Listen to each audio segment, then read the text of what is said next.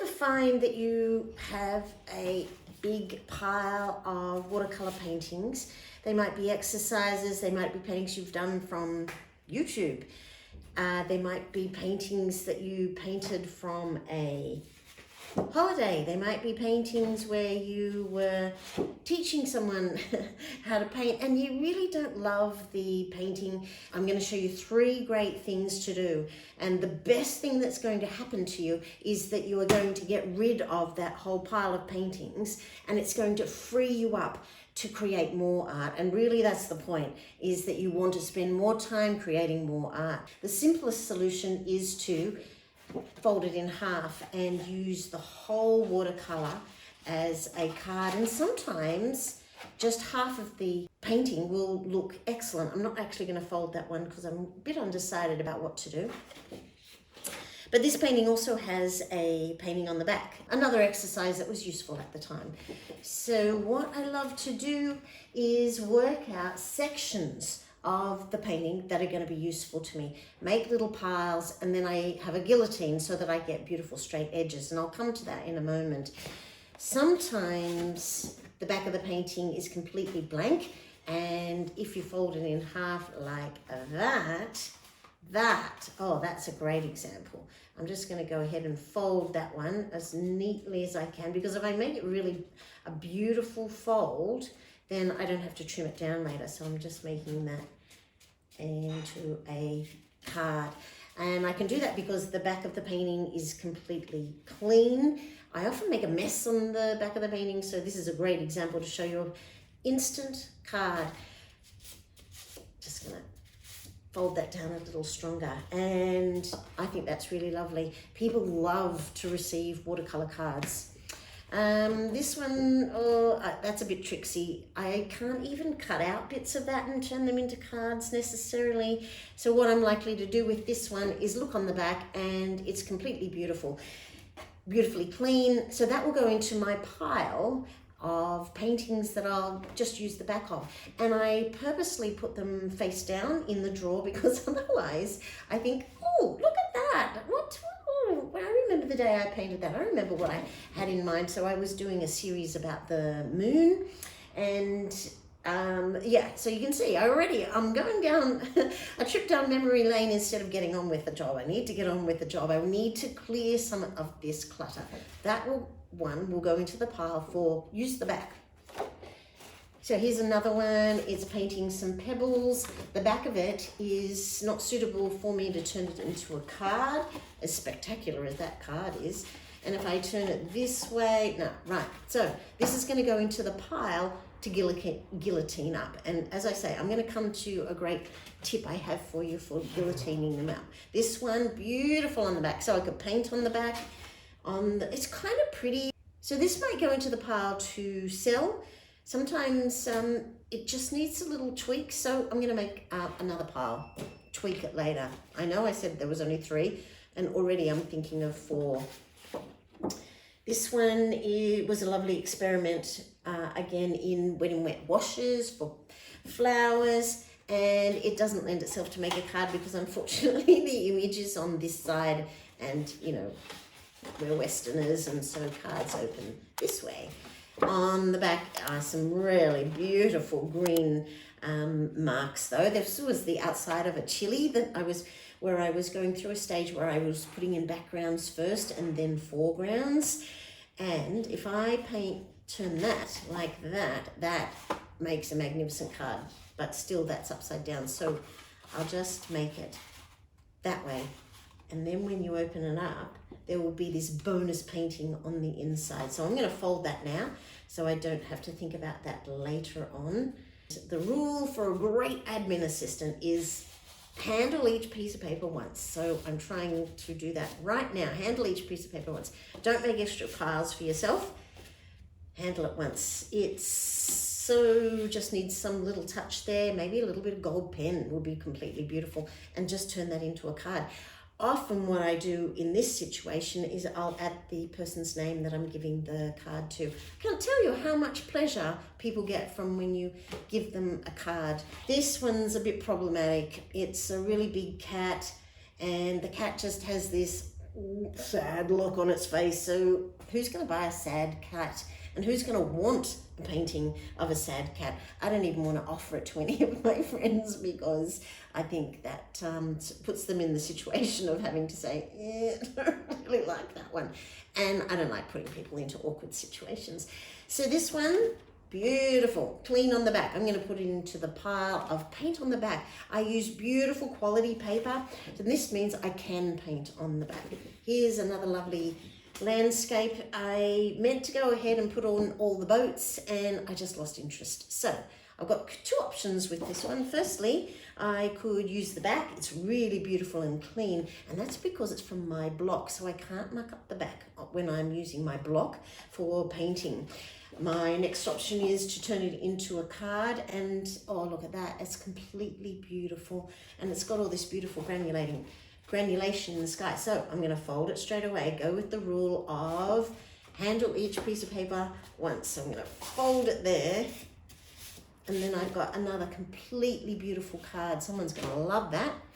This painting, I'm going to be doing a market, so I'm wondering whether or not someone might actually buy that. But you know, I look at it and all I'm seeing in that are the mistakes. So I can't put it in. It's lovely and clean. I can't put it into the pile of paint on the back because I know that I will be disappointed that I painted on the back of that. If I think about turning into a card, nah, that's not going to work, and go that way, and then the flower's upside down, so that's not going to work. So this is going to be a painting that's going to go into the pile for make a card. There's going to be beautiful sections of it that are going to be stunning on a card. And as I say, I've got a great tip for you for the cards, but I'm just going to keep going through my pile for now.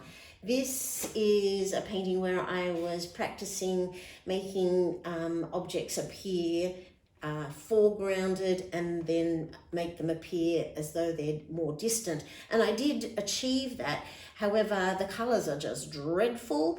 There's bits of it that are completely beautiful, but firstly, can I use the back of it? No, this is very typical of me. Big mess all over the back. So I can't use it as a card, though, of course, I could put a piece of paper inside, but that's a lot of bother. I'm not going to do that.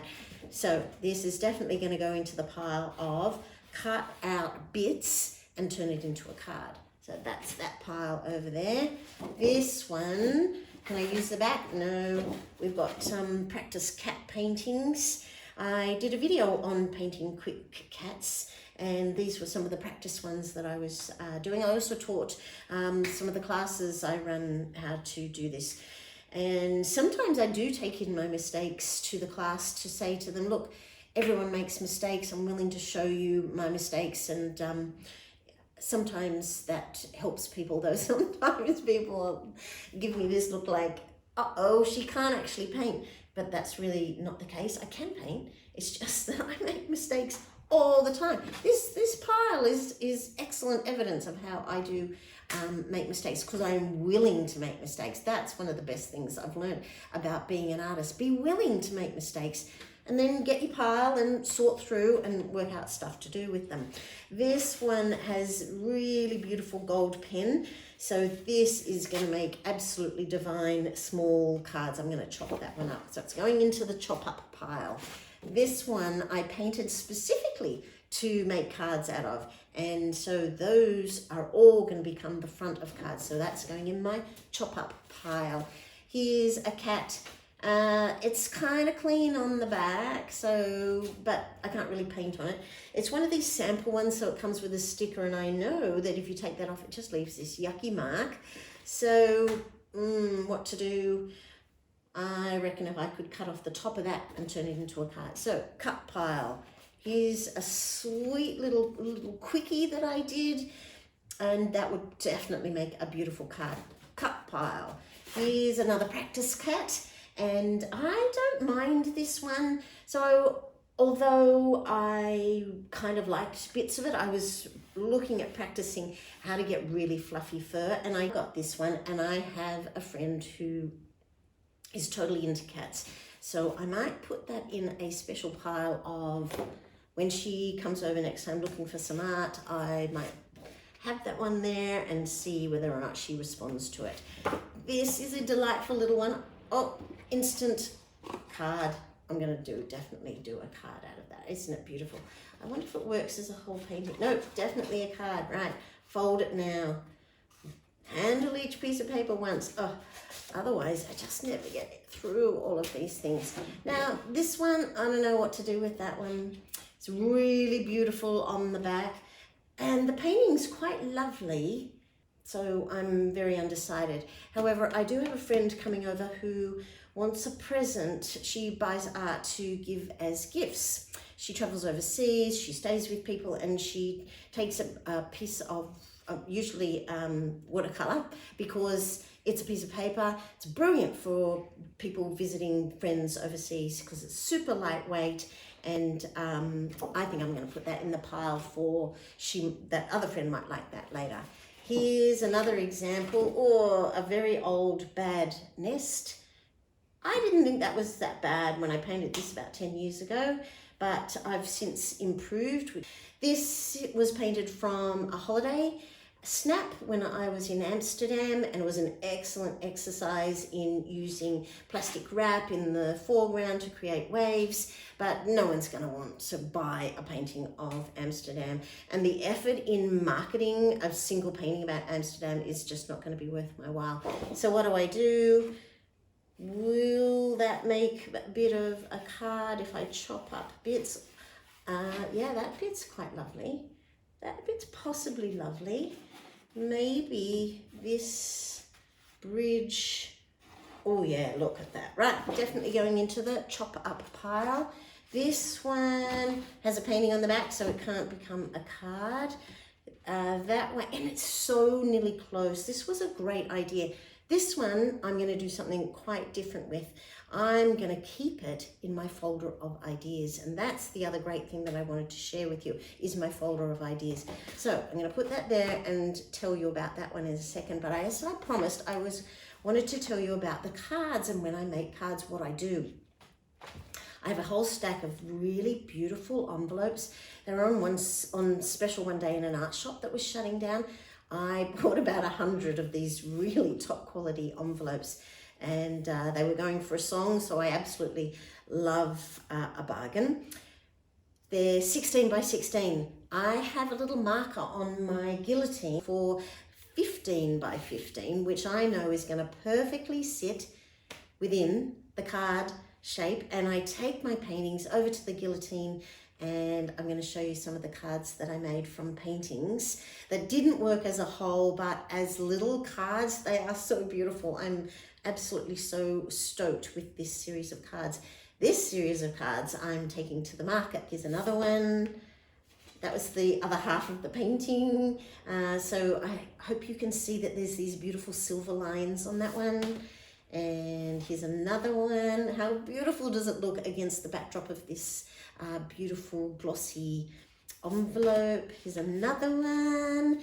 So in this case, I cut it up and I thought, oh, it needs something, and I got out a silver pen and added to it. Thought I was very special. This one, oh, it's a little blasé. I think I could add something to that, but I'll do that later.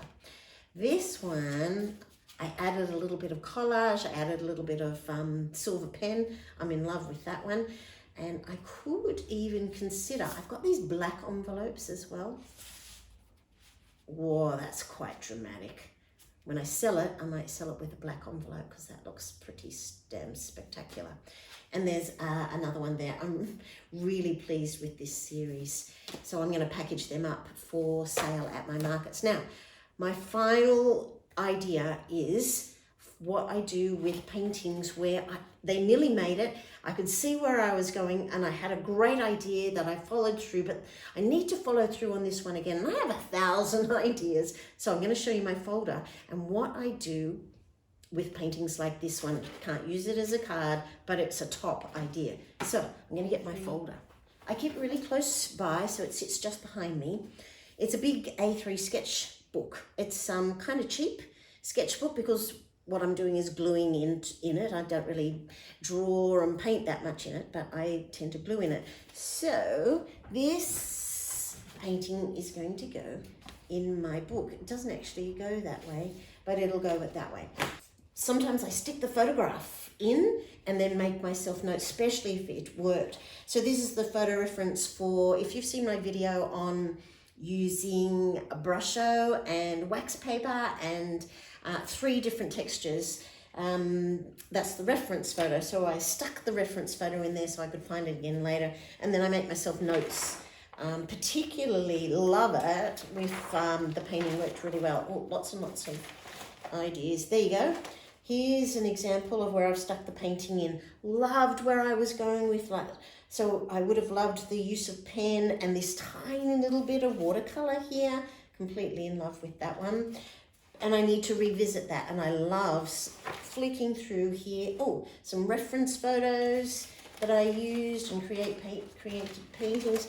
On this page, I've stuck in a huge painting because I had, I'll see, it's a whole painting but I wanted to record the colors because I thought that orange and that turquoise were just absolutely fantastic. I could see where I was going, worth hanging on to. This is me experimenting. That's a really big one I've stuck in there. Some love, I mean, they're so pretty, those ones. So I feel like that's such a good home for them. This is my page on Shirley Trevena. I've got a really good video on Shirley Trevena's book, and then at the end of it I go through some paintings where I try to put in place some of her techniques. There's a couple more paintings. You can see that I've done lots and lots and lots of things here, lots and lots of paintings, and I am nearly at the end. I've got just enough space, I reckon. Oh, do I? Yes, look at that, some pages left. So what I'll do is glue it in and make a really quick note to myself, something along the lines of I sprayed some leaves and that's how I got that effect. Looking for ideas later on, I'll come across this and go, hey, I was so close to making something completely lovely. So I really hope that I helped you there. I've just gone through that big pile and I've turned what was a big pile of paintings into cards. Oh no. Instant cards that I can give to friends. Oh, I think this one is lovely. I would love to receive that. And then the other thing that I've got is this pile of paintings that are ready to guillotine, and I will take them over to my guillotine and I will cut them all to, this is 16 by 16, and all my envelopes are the same size, 16 by 16. So I will cut down paintings that are 15 by 15. So I might cut out a square and stick it onto another watercolor card. The best part about that is that I have decluttered. And what this is going to mean is that I've got cards ready to go, either to give away or to sell.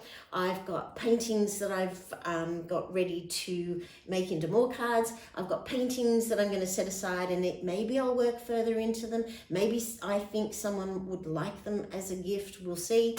But the best part is that I've cleared away all these paintings, and it clears your headspace. You know, there's all those fabulous videos that you can watch about decluttering your space. Well, take a moment and declutter your art supplies, your art paintings, and you can come up with some really great headspace. You can clear your mind and paint more, which is always the goal. Thank you so much for joining me, and thanks for listening to me. Please give me a thumbs up if you got anything out of the video. I really appreciate you dropping in. See you next time. Bye.